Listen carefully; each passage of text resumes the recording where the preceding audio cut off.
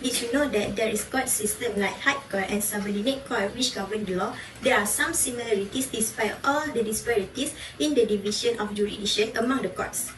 The subordinate court has less jurisdiction than the high court in the trial of civil and criminal proceeding, and its jurisdiction is more limited than the high court. In addition, the High Court has the authority to rejudge the decision of the subordinate court if the decision taken by the subordinate court is in violation of the applicable law. This issue can be related to several incidents such as an accident that caused a death at Jalan Lingkaran Dalam, Johor Bahru in 2017. This tragedy involved a car driver, some keting and teenagers travelling on the highway without the supervision of their parents. The case was heard in the Johor Bahru Traffic Magistrates Court where some keting faced charge of recklessly driving a car and caused the death of 8 teenagers. However, some keting has pleaded not guilty to the charge against her.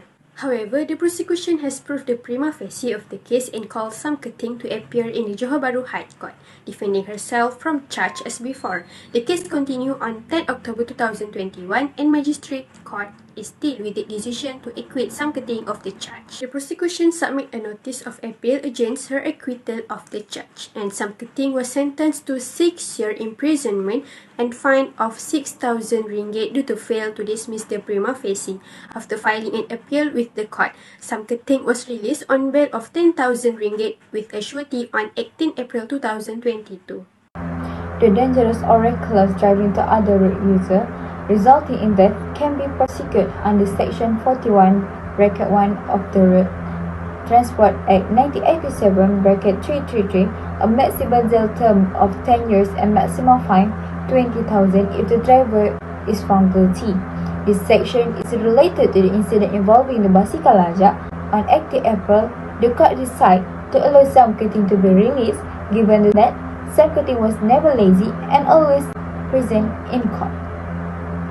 For the conclusion, we can state that High Court has higher jurisdiction than the Magistrate Court. The evidence of this is when the High Court initially overturned the Magistrate Court decision to acquit Sam Keting, as was the case in the second instance. But in the end, Sam Keting, who was sentenced 6 years in prison, was granted bail of 10,000 ringgit after 5 years of case trial. This case was an eye-opener for netizens to the concept of justice in this country. Some of people didn't agree that the sentence were commensurate with her actions.